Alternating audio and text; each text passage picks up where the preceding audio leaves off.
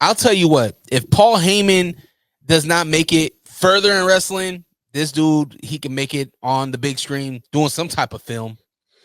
There are two wrestlers that I think are very, very, very, very overrated, and we talk about that here. Yeah, Yeet. Don't do that. Jalen Brunson, he was pretty cool. We'll talk about that and more on this episode of the Figure 4 podcast. No pukesters helping me to the left, and no pukesters helping me to the right. Didn't need them then, don't need them now. You are the ex-champion only. Now this is the way, Tony and David, that you do the figure 4 leg lock.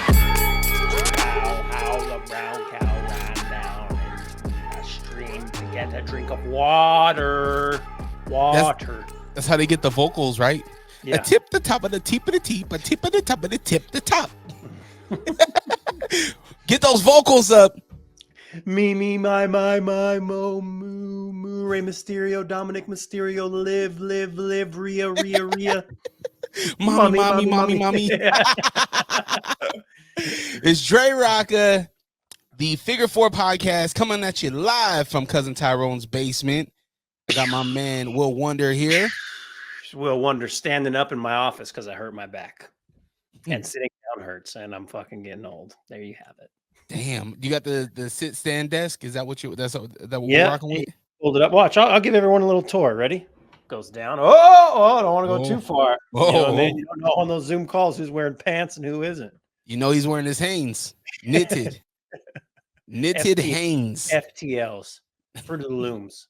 Back in high school, we used to call those for the ladies, but that was 2004. So. Jeez. Well, we got a throwback match. We're throwing it back to 2004 later on in the show, so stick around for that. But man, how you been, man? Other than your back problems, how was the weekend? Weekend was good. Did a lot of swimming. You know, as you know, Dre, it was hot as balls out here. It's actually cooled down, so it's not still swamp ass season. We're getting ready for the 4th of July, right? So it's a nice time. We get at least, my company, I get 2 days off, 4th and the 5th. I know think your communist company only gives you the 4th off.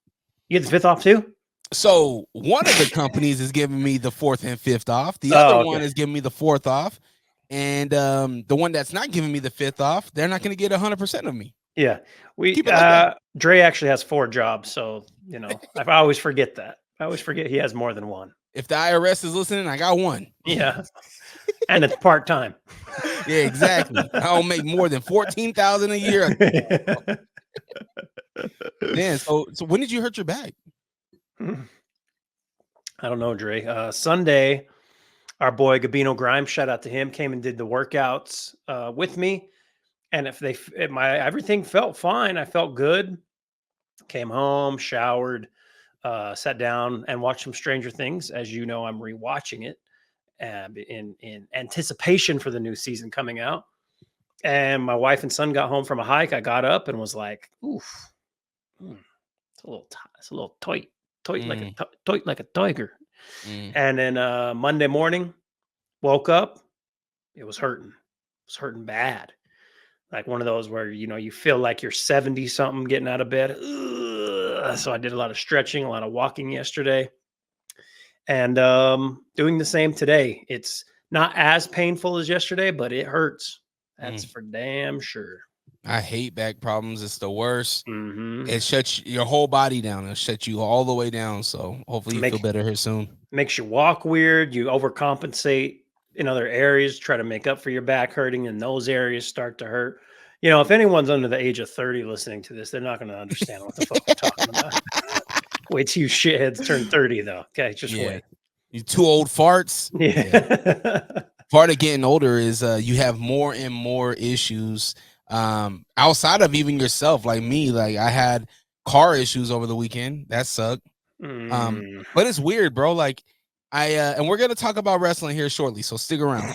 I get into actually the wifey, she gets into the car and it's doing this weird thing where it will go into gear, but it will go heavy. Almost feels like the engine's gonna drop and the lights won't go into the right gear light spot.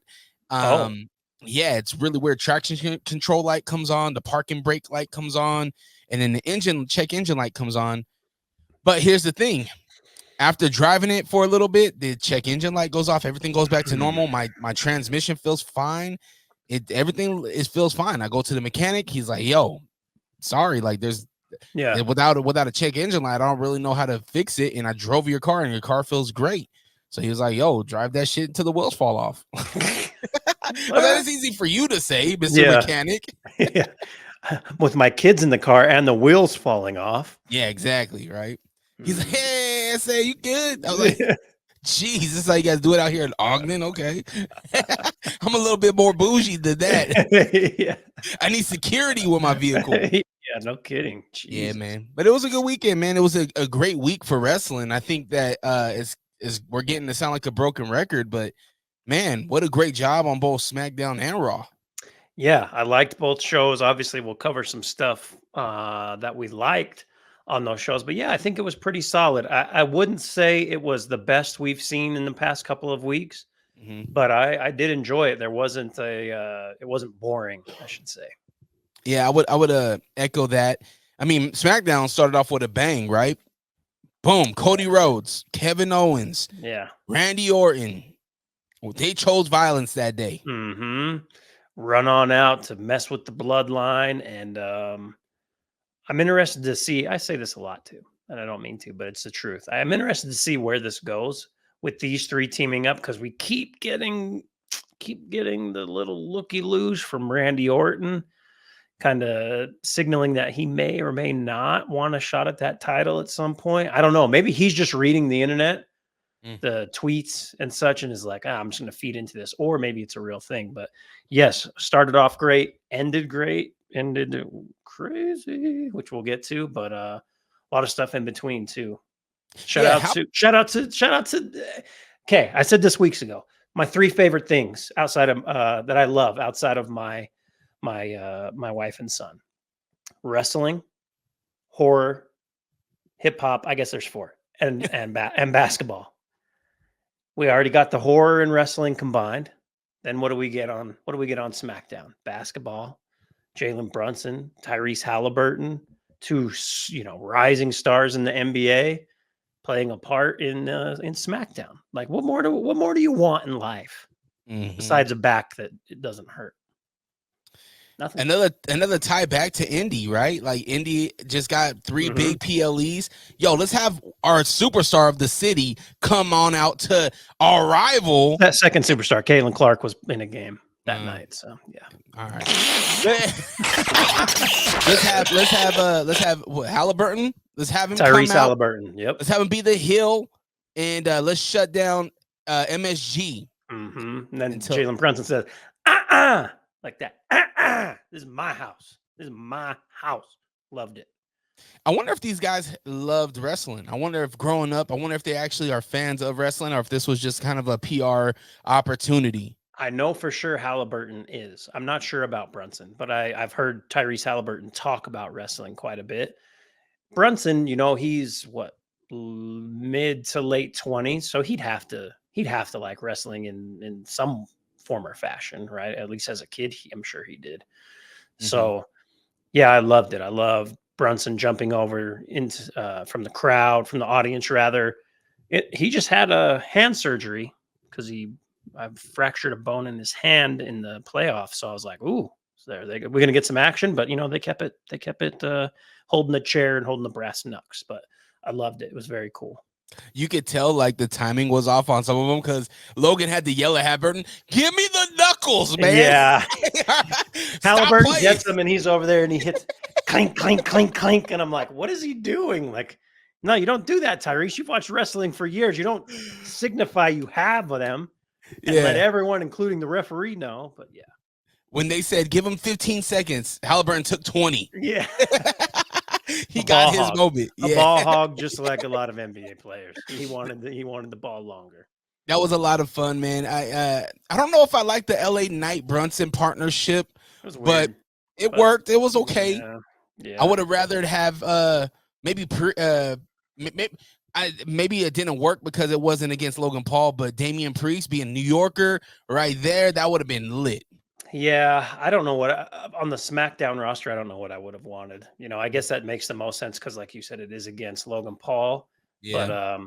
I don't know how. This made me think of this while I was watching that. How are we feeling about LA Knight? I know he's going into the Money in the Bank ladder match. Mm-hmm. How are we feeling about him? Is he still seems to be super duper over with the crowd, but like I don't know, is he kind of losing his flair to you? Not at all. What are you talking about? He just cut a great promo against at the pool with Logan Paul. He comes into the MSG. MSG's lit. LA Knight. Yeah. And we know how back in the day, we know East Coast, West Coast, you have MSG, New Yorkers singing LA Knight. Yeah. Come on, man. You're right. He is Maybe it's just me. I know he's over like Rover right now, right? But maybe it's just me. Maybe it's because I've seen. This is so. I mean, we've already talked about this. How he kind of took a little bit from Rock, took a little bit from Stone Cold, but it's getting a little stale for me. I need something else for him. I don't know. What else do you want? He's giving you good matches. He's performing. He's not botching matches. He has the crowd. He has the look. He's healthy. Like, if you think about his run, he's been consistent. He's been so consistent. Maybe I just don't like him. Maybe that's what it is. I don't know. I can't put my finger on it, but it's something where I'm like, I'm just not into it. So what you're telling me is that LA Knight is to you as Dawkins is to me, or Lashley is to me.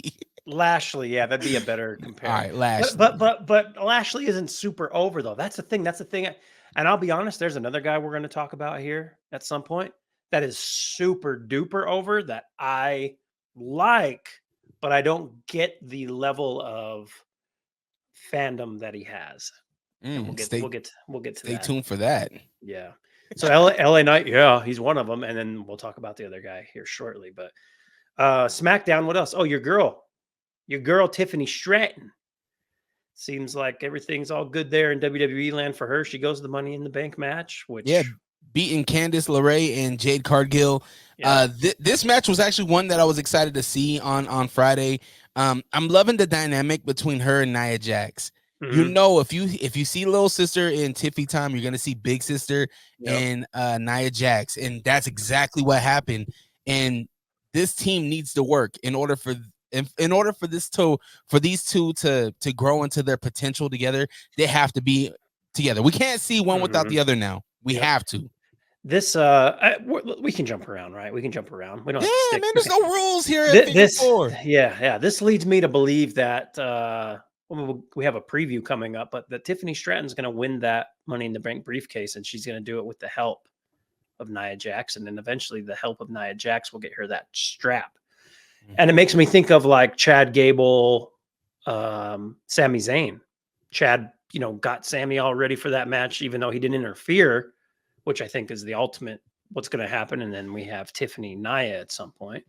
Mm-hmm. But yeah, I mean, I like the big, what do they call it? A heater? They call it a heater with Tiffany Stratton, who's a great heel because she's just so pretty and you hate her. You know what I mean? Yeah. You don't. There was moments of disappointment in her, but she can work the mic. She gets under your skin and she wins you over. She's one of those heels where you love to hate her. Like you end up rooting for her. Yeah. Unfortunately. Yeah, I'm with you. Back handsprings and all. Yeah. Well, she's very athletic too. It's like she can go in the ring, so that obviously helps.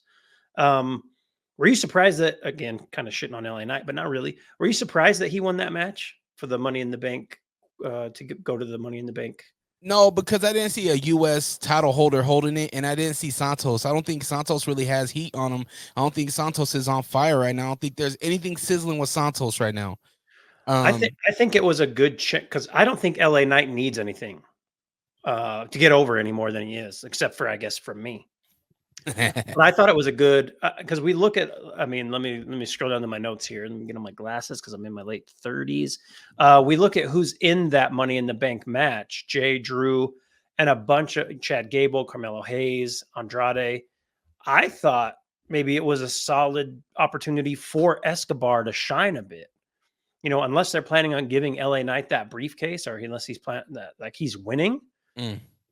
What more does what do you need? I mean, unless we're gonna get to it. I keep jumping around. I'm gonna save my thoughts, but I thought Escobar would have made more sense. I'm happy with the choice. Santos can really go, but I did have LA Knight winning this match. Yeah. Okay. I just think LA Knight. What is he? If he's not winning and he's like 40 something, how much longer does he have? And you put him in this match, and what does that really give him from a push standpoint that he doesn't already have? He has a lot to give. I don't think age is going to be a factor with this. He's been proven to stay healthy. You don't hear about many injuries on LA Knight. Yeah. He stays consistent with the crowd. I think LA Knight's in a good place. I don't think we have anything to worry about with LA Knight other than there's a tough roster right now. Yeah. It's stacked. A stacked roster. But with TKO, so much things are changing all the time. I don't think we're gonna see long title holds no more, at least not for like Intercontinental or anything smaller. So in the US title belt, I think we'll switch hands, quite a few times in a year or a year and a half. So I think there's nothing to worry about for LA Knight. If you're LA Knight yourself, I say stay consistent, stay where you are, and be a public figure. I mean, he does the Slim Jim stuff, he does the cricket stuff. LA Knight's LA Knight. Maybe I'm just being a hater. I don't know. Maybe it's just me. He is all over the place. He is. You're right. I just don't see it. I don't know. I don't know why. I'm not bought into it. One thing that I was surprised about was Naomi winning. I was surprised Naomi qualified. I thought for sure Indy Hartwell would be the one to qualify. Yeah. I picked her over Davenport. This was, not to be insensitive, this was kind of a throwaway match for me. Wow. You hate women, I see. Okay. Oh, don't do that. I just gave all the flowers to Naya. You see it there. At Dre Rocca on every platform. DRERAWKA hates women. No, I thought it was a fine match. The thing that I want is I'm a big Naomi fan, and I feel like she's kind of, she's been in storylines, but she hasn't got any wins. And I know, stepping out of our kayfabe pledge, wins don't matter. It's all about being in storylines. So, but I like her in this match because of what she can do in the ring too, right? Like, she's a veteran, but man, she can go. So I'm excited to see her in the Money in the Bank ladder match. You brought up a good point, and this is something I've been wanting to talk about for weeks. Do titles even matter in 2024? Do belts matter? I think the undisputed heavyweight champion, or whatever we're calling it again. We've done this 3 weeks in a row now where I can't remember what it's called. I think that matters. That's the face of WWE, right? That's the person who, it was Roman for so many years. Now they have it on Cody. You think going back, Hulk Hogan. The belt has changed names. Stone Cold, The Rock. I think that belt matters because you are the face of that company. For people who, turn on I don't know, Good Morning America, and they don't even watch wrestling. Oh, we have the WWE undisputed champion here. Like, that matters. I feel like the IC mattered, and this isn't a shot at Sammy, but maybe it is. But when Gunther had it, and I think he made the belt, and the US title is solid for Logan Paul, for who Logan Paul is. But I think if you take that belt off of him, I don't know if it has the same importance. They brought Paul in, and it just so happened he was a great athlete, could go in the ring and is a good talker, right? And also has an enormous following, almost as big as Dre Rocca's social following. Yeah. So that makes sense there. The titles that are killing me right now, and I've said it before, are the tag titles. Like, there has to be, they gotta the tag. I think, I like him back to the days of the Road Warriors, the Rockers, true tag natural disasters, or even some of the, like, natural disasters, they were individual wrestlers, and then they came together, and it made more sense as them as a tag team. You know what I mean? I just miss those days of real tag teams. And it just Mhm. seems like we just don't have them. DIY is making their way up. But again, those guys, I don't know. This back thing just has me cranky today, I guess is what it is, right? Because I'm Yeah. shitting on stars that are over, saying that the tag team division sucks. Maybe I'm just cranky. I don't know. Well, I think you got a point. We go back to, I think it was last week's episode when we talked about the Shield, a true tag team that brought substance. The Usos that brought substance, a true tag team, right? This is what we're missing, and hopefully, they say history repeats itself, right? Wonder. Hopefully, we see a tag team era come back where there was a point in time where the tag teams really was what you tuned in for. Yeah. Not necessarily, even when Stone Cold held the belt. You were tuning in for Taker. Oh, you didn't know? Kane. Yeah, the Road Dogg, Jesse James. You know what I mean? Like you were tuning in for those guys as well. Yeah. And if history repeats itself, I think we will end up in a tag team era again. I just have a hard time naming like 4 legitimate tag teams right now. 4. Yeah, man. It's very true. Know what I mean? So get on that. Let's get back to SmackDown. Can we just talk about how it ended and the holy shit that happened at the end? Man, so we get the announcement that we're gonna get the tribal chief acknowledgement.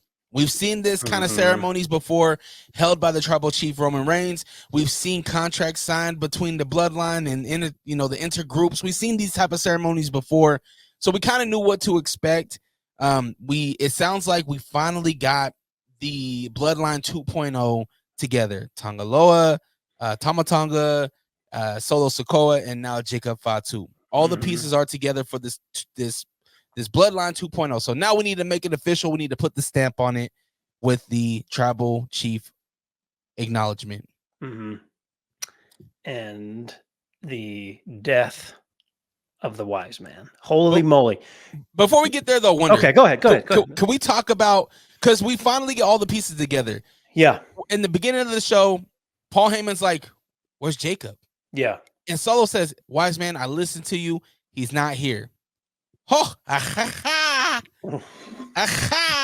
until we have the tribal chief announcement ceremony, right? The acknowledgement ceremony. Yeah. In which we see Jacob Fatu. Now we have the full package. We get to see Jacob Fatu sound, look, and dressing, right? So this is where we get the official song from Jacob Fatu, and we get the look from him. He has pyro. What is your initial thoughts of this solo, no pun intended, this solo Jacob Fatu walkout? I love it. He comes out like a monster, like a crate. Like the song is great. The pyro, he looks tough. So I mean, out of all of them, I feel like I'm all in on him the most. No disrespect to the others, because I don't want no smoke. But yeah, I feel like he could be the special one going forward. I think we might even see a future tribal chief, to be honest with you. This dude, give him a chance. Let them really work with it. We're talking about a guy that's never been on the major league line. Yeah. You know what I mean? This is somebody that's still young. I think Jacob's like just turned 30. I think he might be under 35. You got somebody that's younger, that has been doing this thing for years, who has the lineage of Rikishi, who has he's seen the Usos, he's worked with the Usos. You have somebody that really, really took the right route, right? With starting in indies. Now you're in the major leagues. Now you worked underneath your cousins. You're working underneath guys that have done it before. They polished this man up so well. You did the work. You lost the weight. You look phenomenal. This dude's trajectory is crazy. If I'm a betting man, I'm going all in. Jacob Fatu, within the next 5 years, he's going to be that guy. Yeah. I watched a lot of his, not a lot, but a decent amount of his indie stuff and highlights and stuff like that. He's a great talker too. He's a great shit talker. So he's from the Bay. What do you expect? I'm excited to see how they, well, yeah, you're right. You know, yeah, I'm excited, man. He's monster in the ring. He can talk once they actually let him talk, because I'm sure they're leading up to that. But yeah, I'm excited for this dude, and like you said, buy all the stock you can now. Solo Sikoa asked the Tongans, acknowledge me. And they acknowledge him. Ask Jacob, acknowledge me. I love you. Something in Samoan I didn't understand. I love you. I acknowledge you. I had to text Bobby. I was like, Bobby, what did he say? He said, let me text my dad. Let me ask my dad. So then it comes down to the moment we've all been waiting for. Paul Heyman's been shaking in his boots for the last 2 months. Yeah. Well, really, since Mania. Exactly. Since Mania. Paul Heyman's been shaking in his boots. We don't know what's going on. He asked CM Punk for help. Punk has his own problems. Now, Paul Heyman, you're alone, and it's your turn. Wise man Paul Heyman, acknowledge me. He wouldn't do it. Wouldn't do it. Not going to do it. He has the special tribal chief lay. Mm-hmm. And as soon as he pulls it out, there was a bag. I think Tongaloa, I think, had it. Mm-hmm. And I'm looking, what's in his hand? He's held in this like silk, velvety bag. Almost looked like a Crown Royal bag if you had like the special Crown Royal. You know what I mean? That $1,300 bottle. I've never seen that. I'm not rich like you. Go ahead. You're the rich one. Yeah, I forgot. That's my gimmick. Yeah, never mind. Yeah, I make pillowcases out of that shit. Go ahead. They pull out the lei, and you can see Paul Heyman. He's like, yo, where did you get this? Because we all know Roman's the only one to ever have this thing, him or the wise man. Yeah. Where did you get this? And you just see the fear in his eyes. Look like he's been locked away in a dungeon for the last, whatever week. Mm-hmm. Oh, so bad, bro. You know where he got it from? Should we think about that? Should we talk about that for a sec? You know where he got it from? Where did he get it? If you the guy who's selling Papa Tui at Target right now. That's who. Is that the shampoo? It's I was looking into it. I might try it out. It's like a lotion, face lotion, moisturizer for eye stuff for guys that are getting a little older, I mean, Dwayne's like the thing that, it's smart that Dwayne did this. That, my wife always says it's black don't crack. He's half black. Okay, we all know. He's in his 50s. He doesn't look that old. But I'm gonna give it a go anyways. I always support what he does. But we're off topic now. That's who they got that from. You think the tribal chief or the head of the table gave Solo? So you think Rocky is over all this? Yep. You think Rocky's pulling strings on the set of Moana 2? Mm-hmm. Well, he's doing the. Yeah. I almost sang a song, but I don't know all the words. So yes, I do. I do think he. Wow. Yeah, I think it's him. I think he's leading this bloodline. In one way or the other. There's a lot of puzzle pieces to this because last week Solo told us he ain't coming back. Talking about the tribal chief, talking about Roman Reigns. He has to now. So, but what if he says he ain't coming back and then he got his traditional guard? Like, wouldn't that mean that they had to put hands on Roman? Do you think maybe this is another one? I don't know. Maybe this is the second one that's out there that maybe there's a storyline where Rock had one. I don't know. It's coming from him though. There's no way this isn't coming from Rocky, right?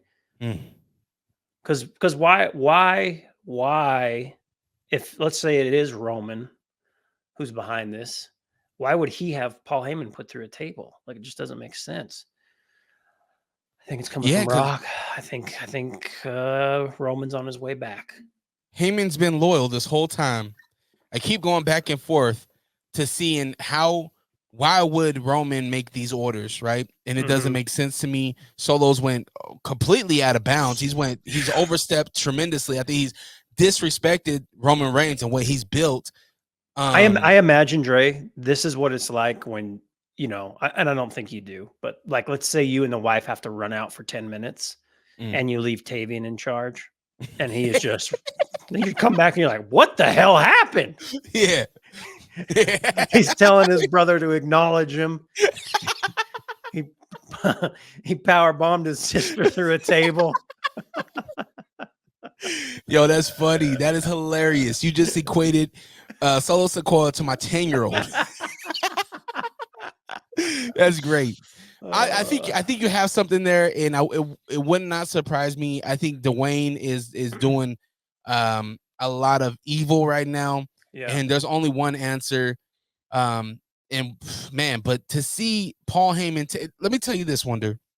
We're watching SmackDown on a Friday night. We're on the couch. It's a family event.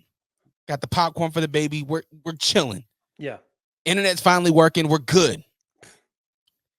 And as they're doing the promo, as they're cutting this promo in the ring, wifey says, there must be something in Paul Heyman's contract that says that nobody can touch him because he never gets touched. And 7 seconds later, you are not my tribal chief. Oh, that Samoan spike has left a dent in his neck. Yeah. After That's that, so funny. You get Jacob Fatu, the scariest man in WWE right now, to do a full headbutt off the top rope. I feel like Jacob Fatu jumped 15 feet up and came 20 feet down. It was incredible. And then they drag his lifeless body out of the ring. And they do the Shield power bomb. Oh, my goodness. Whew. Them Tongans had a hard time picking that body They up. did. They did. That was one thing where I was like, damn, they're going to get this dude up like that. Yeah. I was thinking Tama Tonga Loa do some more push-ups. Get those deadlifts in. Yeah. Jacob put a little oomph on that thing, though. If I watched the clip at least 7 times, and you see Paul Heyman, bloodshot eyes. He had them cognac eyes. He was, oh my gosh, he was looking at the arena. And like, where they at? They were MSG at that time, right? Yep. Holy smokes. He's looking like nobody's going to save me. Yeah. Where's Charles Oakley? I was waiting for Oakley to come out. Brunson. Jalen Brunson, where'd you go? Boom. Through the table. His lifeless body slides off the table. And the bloodline, they do this Power Ranger thing where they all assemble. And they acknowledge what they just did, the carnage that just ran through SmackDown. And man, I guess the big question now for SmackDown is, and kudos to us for spending 30 minutes on SmackDown. We spent a long time, yeah. Never has happened. SmackDown, that means something good's happening on SmackDown, right? And I guess the major question right now is, do we see Paul Heyman come back? Or do we see Roman bring Paul Heyman back? Or how this whole thing's going to happen now? What's the next move for this bloodline? I've thought about this. I think Paul brings him back. I think Paul finds a way.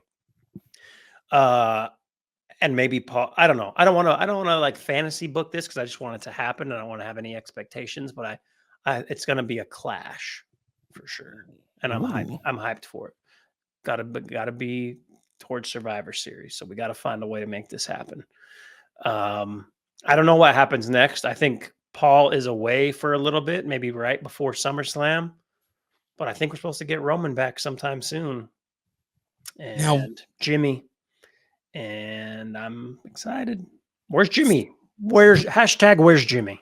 So that's where we've been talking all week, last week, about MSG, big moment. Who's going to come? Pause. Was it going to be Rocky? Roman's father just passed away. Rest in peace to the God. With that happening, was this kind of delayed? Was Roman supposed to come out and then he had to deal with family? For me, there was this anticipation, right? You are not my tribal chief. And I was expecting Jimmy and Jay or Jimmy to come out and save Paul Heyman. Neither happened. I think we're waiting on this. I think the biggest question for me is, how do they get Jay back into it? Totally different show, doing his own thing. But I mean, we've got months, Got a lot of time, man. Yeah. There's a lot of time, and this is the best show on television that makes you want to watch again and again and again. And it's incredible right now. And I'm all in, and I can't wait for next week's SmackDown or this week's SmackDown. Yeah. It's really leading up to Money in the Bank. It's really exciting. Should we jump into Raw? Yeah. Really big points in Raw. Yeah, there was a lot. There's a lot to digest in Raw. Where do you want to start? Well, we just talked about the bloodline. Let's talk about cousin brother Jey Uso. He starts off this Boston crowd. He's coming through, and I'm like, this has to be Jey. Going through the crowd, there's a long crowd. I was like, damn, they took up a lot of time just showing the crowd. They did. We go through, and then finally see Mr. Yeet himself, Jey Uso. He makes his way. He pushes a lady down. He makes his way through the crowd. Yo, the no fucks given from Jey Uso is great when it comes to the crowd because he pushing people out the way, not dapping people. Yep. Yeah, leaving people hanging. Jey misses his exit. He has to backtrack. And then he finally gets out there. He takes it. I don't know if you've seen it. Takes a drink of somebody's beer. Yeah. His back was turned, but you could totally tell he took somebody's beer. 2024, you shouldn't be doing that. Okay. Nah, There's definitely a lot going on out there. Next thing you know, Jey is not eligible. He's sick. He has an illness. Yeah. See, Jey. Yep. But yeah, I think that was, and this is a thing that we're seeing often from Jey Uso is the entrance, and I love it. I love it. I love to see the crowd interaction. It's a lot of fun, especially to kick off a show. Yeah. Earlier I said there's another guy that I'm not 100% sure how he is as over as he is, and here we are, where you and I disagree on something again. Jey Uso. How did it get to this point where he is possibly the biggest outside? I mean, on Raw, it feels like he's the biggest star right now. How did we get here? In ring, he's good, not great. He is god awful on the microphone. It's almost like there's a mental block. I like Jey a lot, but I don't get how over he is. This is where we disagree. I think he's phenomenal on the mic. I think he is great. He commands attention. There's nobody else that literally he builds his own time in his promos. Jey, you could tell, needs some time to think about what he's about to say because it's like a rap battle, right? He's saying so many intricate things together, like Mr. Yeet in the Bank, like just sonically, it's hard. It's a tongue twister. So he has to think about these things, right? So if I can be like, it's your Mr. Monday Night, Jey Uso, yeet, and I'm here to tell you that, yeet. You know what I mean? Like he needs that moment, that pause moment to think about the next line, to cater to what the viewer's watching. And I think he does a great job at it. It gets the crowd involved. He's not just out there saying a whole bunch of things and we get, oh, no. Like, no, the crowd is invested into a Jey Uso promo. I'm going to respectfully say that they just like saying yeet really loud. Yeet. Some people don't even know what yeet means. Right. My son started to throw, like you're throwing something. Like I yeeted him, or I yeeted that. I yeeted that. You're too smart for this, man. Well, yeet sounds like something that shouldn't be a throw, like a toss, right? Be entertained, Will Wonder. Take off your scholar cap. I just don't get. I like Jey. I just don't get how we got here to where he's like the most over guy in wrestling. Like what in ring where you're like, holy shit, Jey. And it's not all about in ring. Yeah. It's about mic skills, in ring, charisma, yada, yada. I just don't get it. I don't get how we got here. I like Jey. I don't want to make this seem but I just don't get it.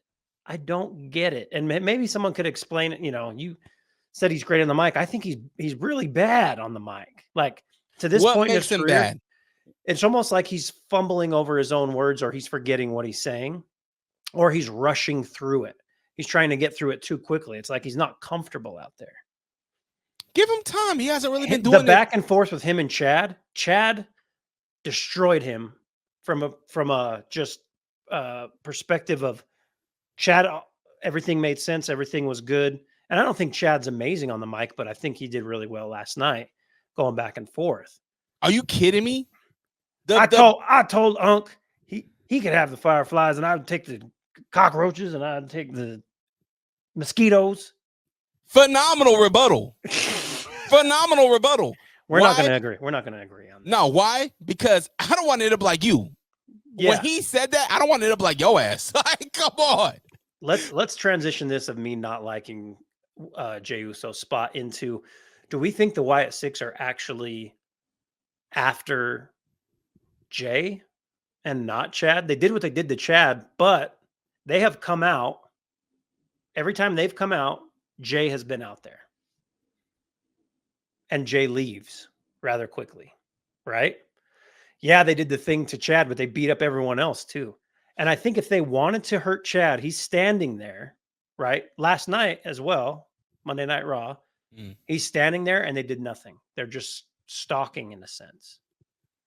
Jay always disappears. I mean, because he won that Money in the Bank match. That's when we first got him. He was pew, pew. He was gone. Last night, pew, gone.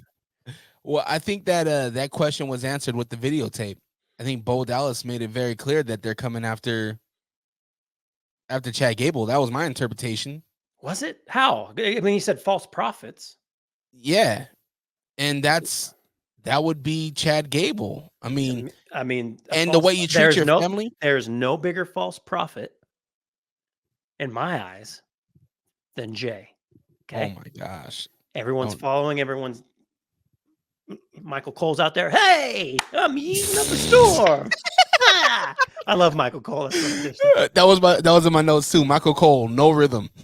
Oh, the worst. The whole crowd with the Fireflies, which Jay had said before, he's using he was got the okay to use the Fireflies. I don't know, man. I feel like I just feel like if they wanted to go after Chad, they would have done it again last night. Like, it makes no sense to me. Yeah, he's bad. He's not good with it's not even his family. It's just the faction he was. That was his family. That was really his family. Right? Yeah. I would hope. Maybe go ahead. There's some bias for me because I don't want them to come after Jay. Because what does that do? Think about it, Wonder. What does that do for the bloodline story? Eventually, we need to get the Usos back together. And they're not going to have to worry about the Wyatt Six. They need to worry about 2.0 bloodline. Yeah. So I don't think that makes sense as far as storyline goes.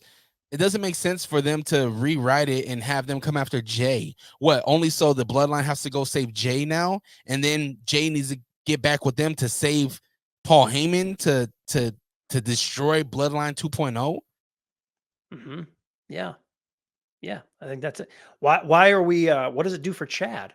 Chad's a heel. These Wyatts need to be heels too. I know the fans love them right now, but they're evil, right? They're evil beings, evil creatures, right? Yeah. So why put them against Chad? It makes no sense. Chad, Chad, we'll get to Money in the Bank in a minute. I think he's going to look good with that briefcase. That's all I'm going to say. We'll talk about. Let's finish Raw. Let's finish Raw. We're getting long winded here. I'm getting pissed.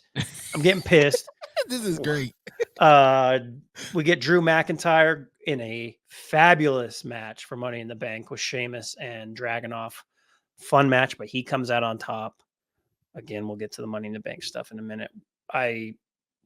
I loved it. This match. I love these. Drew puts on a great match. Ilya, Sheamus is always down to just beat the shit out of other people and get the shit beat out of him.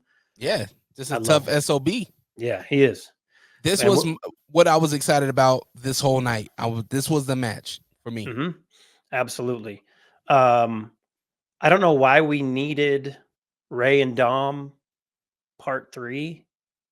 There was a moment where Liv messed up Dom, and I think that was the moment that we needed for next week. Don't know what it is, but we needed that to happen because the Judgment Day is crumbling every single week. And now tensions are even more high with Finn and Damian Priest. So Liv costing Dom the match, and Dom costing Zelina Vega the match against Liv. Those two moments needed to happen last night in order to see what's going to happen next week. Maybe it's Mommy coming back. We find out that Damian Priest caught Dom in a lie. Damian Priest said, "Yo, Dom, You talked to mommy? What's going on with Rhea? Yeah, she's good. I talked to her. And really? I talked to her. I talked to mommy. Mommy is not mad or not happy with you. Yeah, she's pissed. I thought she was coming back last night. There was it might have been on socials to where Dom was walking into the arena and he stopped right in front of the truck. And they love to do this shit, but he stopped right in front of the truck where it had Rhea's face right behind him. I was like, well. But then again, that's just, creative messing with us, having us overthink things and not just enjoying the ride. But they do a good job at that. So is this the end of Judgment Day as we know it? This upcoming, or Money in the Bank, rather, I guess I would say. Because if Damian loses, he's out, right? That's the stipulation. That is the stipulation. I don't know if you get it off of him so soon. This is the first match that we get back from Seth, but since he's lost his title, well, technically, I guess his second match because he had the tag match, but I don't know if Seth gets it off of him so soon. And I think that because right there, we're gonna get whoever wins this match, Gunther's gonna see. So yeah, I think Gunther's beating. That's for sure. All right, here we go. Gunther's been quiet. He came in, did one promo, good promo, but he's just letting everyone live until he comes back. I don't get the Gunther thing. Just playing. I don't care. But no, I think Judgment Day is done. But I don't think Judgment Day is done until Rhea comes back. Rhea is gonna really put her dominance because Damian Priest, he's had a reasoning for saying what he's been saying. When he said, I'm bigger than the Judgment Day, I don't need the Judgment Day, he validated that with Rhea didn't need us at the time, right? Yeah. If you were in this seat right now, Finn, you don't need us, right? So I think that Damian has been covering his tracks, and I don't see the Judgment Day truly ending until Rhea hits that riptide on Dom. And she drags Liv all over that ring. Man, I can't wait. We talk about reckoning. We talk about Rhea is about to bring hell to Raw. Oh yeah, she's lighting the place on fire. I'm hyped. I'm hyped for her to come back. Is she the best ever? We have Charlotte. No, well, maybe. I'll put GOAT on her right now. Okay, yep. All right. I'm sorry, but she does things. She controls the crowd. They wanted her to be a heel. The crowd said no. That's our babyface, and she hasn't changed. That's the thing about her. She came in pretty face, but once she really Rhea Ripley, what we see right now, I feel like that is truly who she is. You know what I mean? And right now, I don't think there was any other superstar, man or woman. I shouldn't say man or woman because there's some pretty good men. But on the women's side, for sure, I would give her the GOAT title. Yeah, for sure. I think I'm there too. Charlotte's close. I don't know if Charlotte has the same control on the mic. Nope. But really good great in the ring. Yeah. And love me some Zelina Vega, but she's not. I feel bad for Selena too because she worked the mic good before in the Gorilla Room. Is that what they call it? Gorilla. In Gorilla, she thinks she worked the mic really good, and then she walks out there, holding that Puerto Rican flag up proudly. Amazing. She's good in the ring. She's great. Good match, man. When who was it? I think it was Liv dropped her on her head. I was like, oh man, that rang her bell. Yeah. But she's really good. I just don't see she's at a time right now where there's bigger stars. Yeah. Bigger in terms of size, taller, stronger. I think Zelina would have killed it in the Attitude Era, from her size perspective. But that's a whole nother story. But still love her. Shout out to you. Shout out to you, Zelina. Should we just end Raw? I mean, is there anything else you want to? You got the Woods carrying cross thing.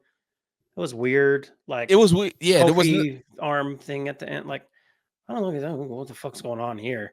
It's kind of dragging out, and I feel like we just need it to be over, which sucks because I don't know. I think I don't know. The carrying cross thing is weird, man. That seems like a star that's underutilized in a way where we just don't, or maybe it's him. I don't know, but I think he could be bigger than he is.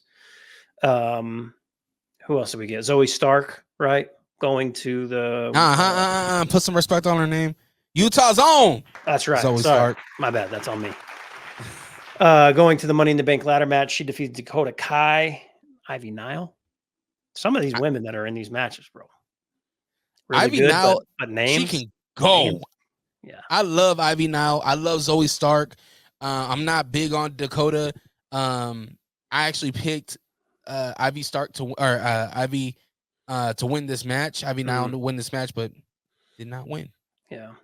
One thing that we touched on, we just kind of glossed over it, was the second tape with Bo Dallas and Uncle Howdy.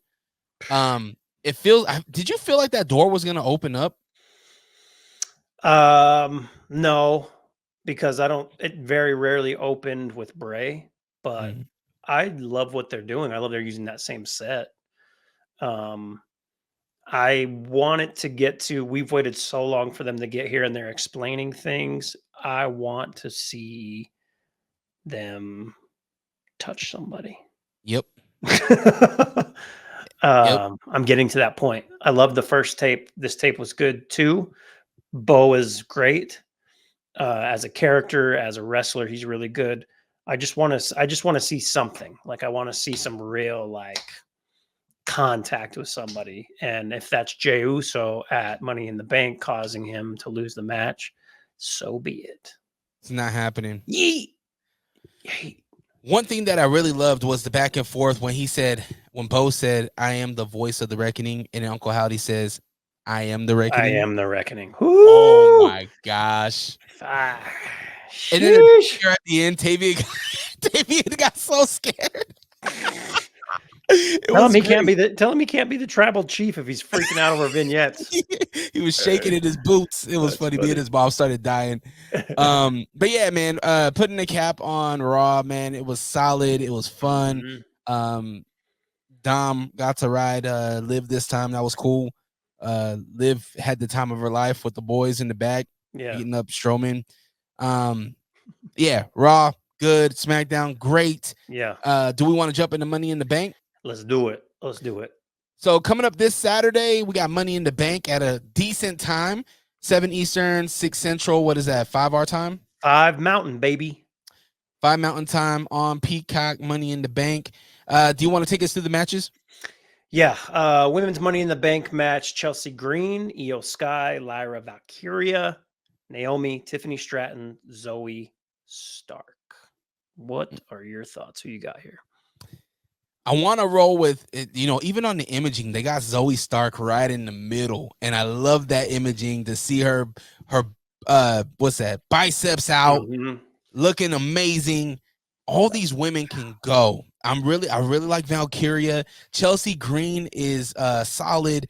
Io Sky's probably the best. Io's incredible. Yeah. Technical wrestler out of those women. Love Naomi. Naomi's incredible. I have to roll with Tiffany Stratton. She gets the Tiffy briefcase. She can bedazzle the shit out of it. With a little help from her friend. Right. I think that's what happens. I think that's what we get here. The only other person I could see holding it is Chelsea Green. But I think it's Tiffany's to win for sure. For sure. There's a lot of women on here that have other women that back them up, right? You got Naomi, who has Bailey and Jade and Bianca. Zoe Stark has Shayna Baszler, which, by the way, we didn't even mention. Zoe Stark was in the back talking to DeVille. What's going on there? Yeah. I don't know. This is in Canada, so what's that all about? What's that all about? We got Io Sky, who has damage control. Chelsea Green has her homegirl, or Piper, right? Like Valkyria, she has the man. Is there going to be a moment where maybe the man comes back? I don't know. To help her. Probably not. I think the man's chilling at home. I think. Doing the man stuff. Yeah, doing man stuff. I think it's Tiffany. I think your girl Tiffy gets it. We get, like you said, like a bedazzled briefcase, maybe like a watch on it, Tiffy time. I think it's just Like the Nas album, it was written. This was happening before it even happened. I like it. Yeah. The outfits are going to be amazing, by the way. Naomi's going to come out looking fire. Always, you already know. Always. Men's Money in the Bank. Jey Uso, Drew McIntyre, Carmelo Hayes, Chad Gable, Andrade, and L.A. Knight. Yeah. Yeah. My thoughts on this. I have two guys that I think will have a possibility of winning this, but I think one of them is going to get ruined. I think it's between Chad and Drew who wins this briefcase. My thought is that piece of shit CM Punk. He's going to come back and cost Drew this briefcase somehow, some way. And we get Chad Gable holding this for the next 6-7 months. And so I'm going with Gable. I'd love to see it on Carmelo. I think it's not time yet. Drew doesn't necessarily need it, right? Jay doesn't need it. He's the most over guy in all of wrestling right now. And LA Knight's got the storyline. He's going in with Logan Paul, probably going to win the U.S. title. It doesn't make sense for Andrade, even though I love Andrade. So I'm going with Sheesh. R.I.P. to that because he doesn't do it anymore. But Chad Gable. Okay. Now you have a logical answer. Thank you. I gotta stick with Mr. Yeet in the Bank. Oh God. Jey Uso will win. He will pin, or he will go up that ladder like he's been saying. I'm gonna grab the ladder. Do it with me. I'm gonna grab the ladder. No, you gotta say yeet. Yeet. You're the crowd. Oh yeah. Okay. I'm gonna grab the ladder. Yeet. I'm gonna crawl to the ladder. Yeet. I'm gonna climb the ladder. Yeet. It might be some fireflies, but I call them mosquitoes and cockroaches now. Yeet. I'm gonna keep on climbing. Yeet. And when I get to the top of that ladder, yeet. I'm gonna be at the top of the ladder. Yeet. I'm gonna put my hand up. Yeet. And I'm gonna undo it, and I'm gonna have the ladder, and I'm gonna have the briefcase in my hand. Yeet. Yeet, yeet, the yeet case. Don't do my man like that. My mic turned down too after I yelled. It's like, hey, bro, chill. Yeah. Your face went out of frame a few times. Well, that's what I wanted. I wanted to. Yeah, man. I think it's gonna be fun. I really like Andrade. All these guys can really go. It's gonna be a fun match, regardless of who wins. I love watching all of these dudes wrestle. LA Knight, fine. He might be my least favorite to watch wrestle, but everyone else, incredible. Absolutely. Yeah. Do we want to go? This is weird, but is the 6-man tag? Is that the main, or are we gonna do? I feel like that starts us off. Oh, set us off with a bang, huh? Yeah, I think. I don't know. Yeah, but where do you land on this? So we get the Bloodline versus Cody, KO, and Randy. RKO, I guess we're calling them. Here's my thought on this, Dre. There are 4 Bloodline members. So what does this mean? Do they pick 3? Is it 4 on? Have they clarified this? Is it 4 on 3? Is someone coming to help Cody, Randy, and KO? Like, what is this? I think we'll probably get some more of an answer on Friday night on SmackDown. But I think right now, I'll give you my opinion, and I'll stop cutting you off. I think the Bloodline wins this to just assert that dominance and just the raw, like, evil, monsters that they are, putting Paul Heyman through that table, and I think they get this win. Yeah, I think you're right. We'll get more answers on Friday. The more I look at the imaging, I got WWE.com up right now. I'm looking at the imaging of this match, and Jacob just stands out to me. He stands out. There's no way, in my humble opinion, I don't think he gets his first match a loss. I don't see him losing. Yeah. He has to win. They built him up as this destructive force of nature. I mean, you got KO that laid it on him and nothing happened. He ate it. Right. He laid out Randy. He laid out Cody. I don't see them losing.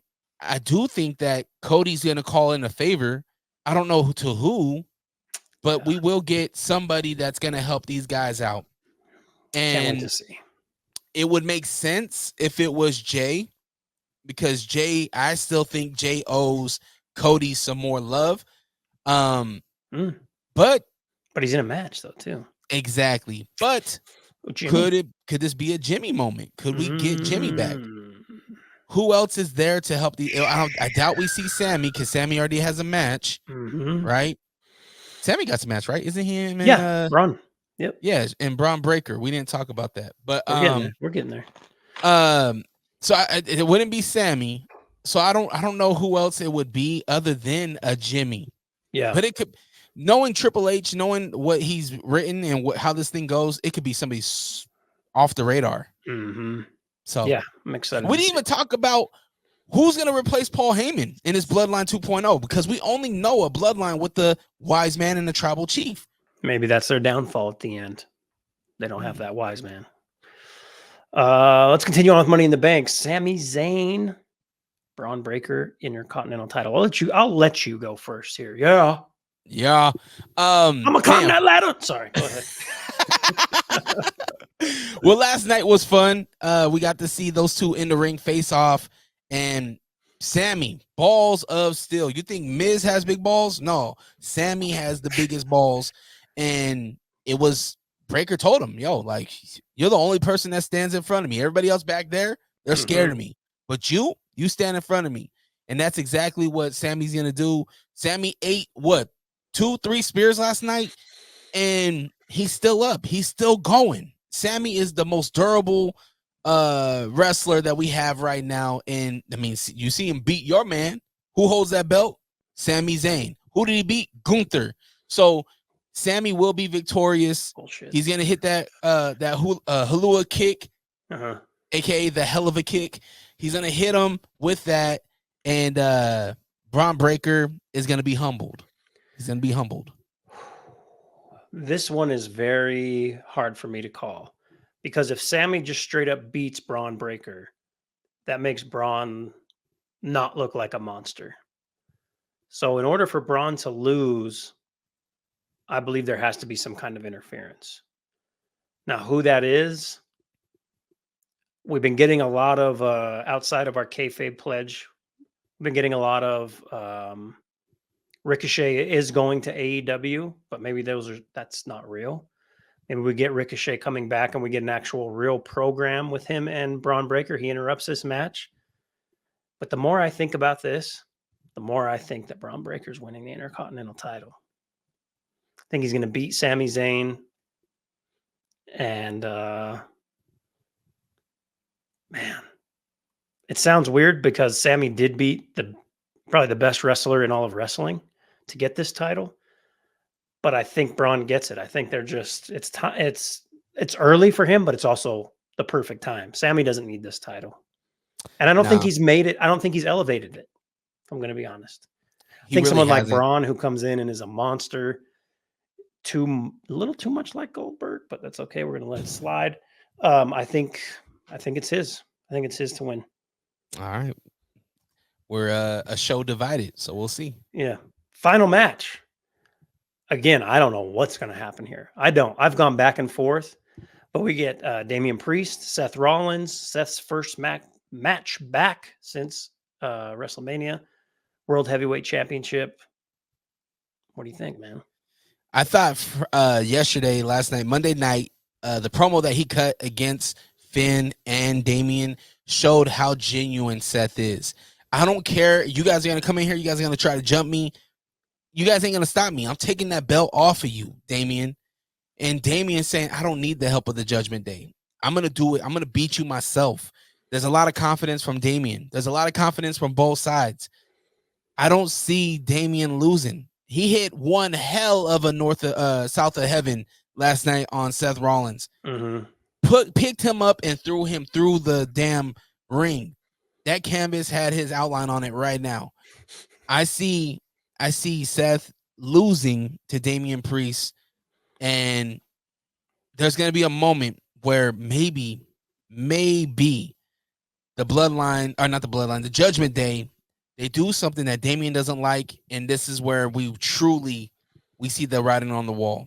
And it's gonna be bad news on Monday night next week. Here are my thoughts. I think Seth gets this win. And I think Seth gets this win. It's been said many times, and Damian has really stepped up his presence, his in-ring, everything. But he is a transitional champion. So this belt isn't staying on him. Now, if we're trying to sell a match, is it Damian versus Gunther? Or is it Seth freaking Rollins versus Gunther? What do you think people want to see more? Seth. What would you want to see more? Exactly. Monday Night Rollins. Give all the day. people what they want. Gunther is going to choke out Seth. He's going to get that title. Then we get some Randy Orton back. I don't know where it goes from there. Seth's winning. Burn it down. I think that's what it is. I think you brought attention to this. You said interference from the Judgment Day, but I think it's the other kind of interference where we finally get Finn saying, "You know what? Fuck you, you motherfucker." That was bad. That was a mix of a couple of different accents right there. Yeah, but Fook would be what he would say. So I think then we get our program with Damian and the Beast, the monster. What was it? What was the name for Finn's? Is it Monster? Demon. God. Demon Ballard. Yeah. I mean, we've been going for an hour and some change now, so obviously wrap this damn thing up. Yeah. But that's what I'm going with. Let's move into Wrestler of the Week because we forgot to do that before the preview. Wrestler of the Week. Go ahead. No, you do it. Go ahead. I went first last time. Go ahead. Ladies first. No. This guy's not even a wrestler, but you know what? He made a huge impact, and he did something that solidified a new crew. And I'm going with Paul Heyman going through that table as my Wrestler of the Week. Yes. That's who I had as well. Oh shit. Paul Heyman, the breaking the pledge. I did read that this dude sleep deprived himself to get into this character, to get into this moment. Shut up. I think he slept like two hours a day for the last 3 days. I think they said maybe 4 days, and it showed. I mean, there's makeup in Hollywood, but when you have that real stuff, those real bloodshot cognac Michael Jordan eyes, and you have the scruff, he hasn't slept. He's been worn, he's been torn, he's weathered. Right. Yep. We seen that last night on Friday night, and for that he just sold the Bloodline 2.0. He sold us on. If you weren't on board with babyface Roman, if you weren't on board with Roman coming back, you are now. And he literally went from one of the biggest heels in WWE to one of the biggest baby faces in the WWE overnight. Just like that. Shout out to Paul Heyman, our Wrestler of the Week. May not happen again ever, but he did what he needed to do, and again solidified Bloodline 2.0 as some real monsters. Put it on a shirt. Put it on. When Wifey said the thing about the contract, it must be in his contract not to take a bump. He took all the bumps. That's wild. Yeah. Throwback match sent in by a friend of the show, Santos Jaguar, who likes to jog in jorts with a pug, not a teacup Yorkie. But he sent a match after we had asked 2 weeks ago.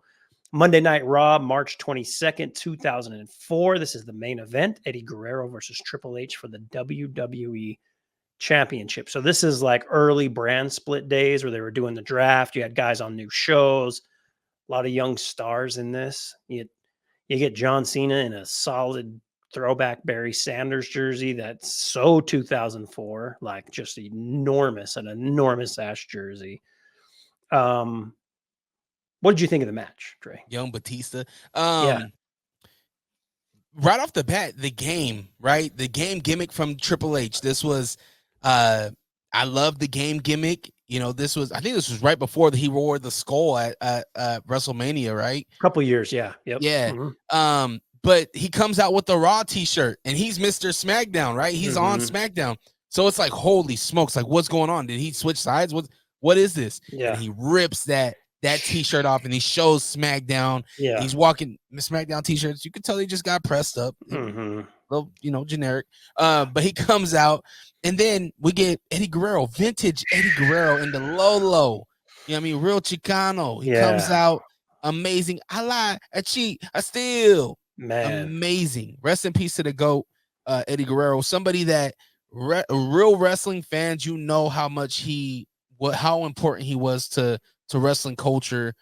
A lot of what we see today, Eddie perfected. We got some Eddie shout outs on Raw with Liv's. My mind is failing me now again because we've been doing this for a minute, but she did one of Eddie's moves, even gave the little after.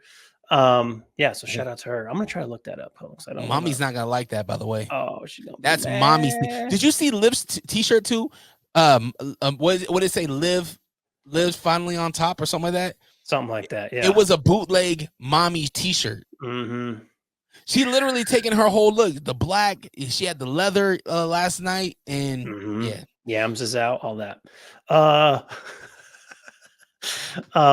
I enjoyed this match. I love Eddie. Anything Eddie has done, his matches, it doesn't matter. Like, it doesn't matter if it seems like a throwaway match or he's so sharp, he's so quick. And this is like when Eddie was getting jacked too. Like, Eddie was always in good shape, right? But this is like where we get the more jacked Eddie.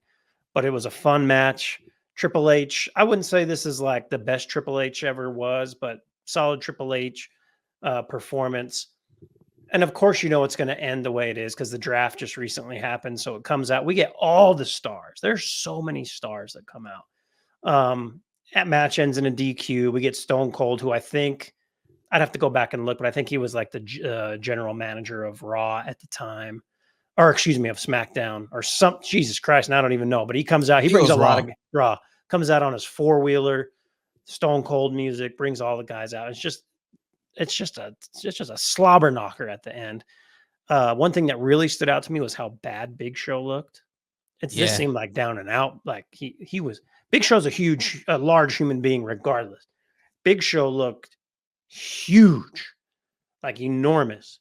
But it was a fun little throwback match. Nothing crazy, nothing like you would write home about, but a lot of stars. Obviously, Eddie's great performance coming out in the Lolo. They even put the little advertisement for the Detroit company that made it or that designed it on the windshield. And man, it just makes me think, like, I wish Eddie wouldn't have died so early. And that's duh. Thanks, Captain Obvious. But like all the cool shit he could have done going forward with all the stars that were coming in and out, I think would have been a lot of fun. So thank you, Santos, for sending that. I would say we're good with jorts and jogging, so change that, and you're gonna be just fine. Chingo, I saw you out on the road with Chingo Bling. Shout out to the Tamale King, Chingo Bling. I didn't know he was still around. He's comedy now, does comedy. So Santos had opened up for him in Seattle, I believe it was. I'd have to go back and look, but Santos always hustling. And again, hustling so much, sometimes he can't even put on athletic shorts to jog in. He just wears the jorts that he was wearing in 2004. They look actually like very similar to what John Cena was wearing here. But thanks, Santos, for submitting that. If you have a match you want us to watch, send it to Figure 4 Podcast on socials. Instagram's probably the easiest. Shoot us a link. We would love to see it. Anything else you want to add on this before we hop out? No, we just appreciate the support and tell a friend about this. This is episode 10, so look forward we'll put it on our socials. The link to the Instagram or the YouTube will be transitioning to YouTube.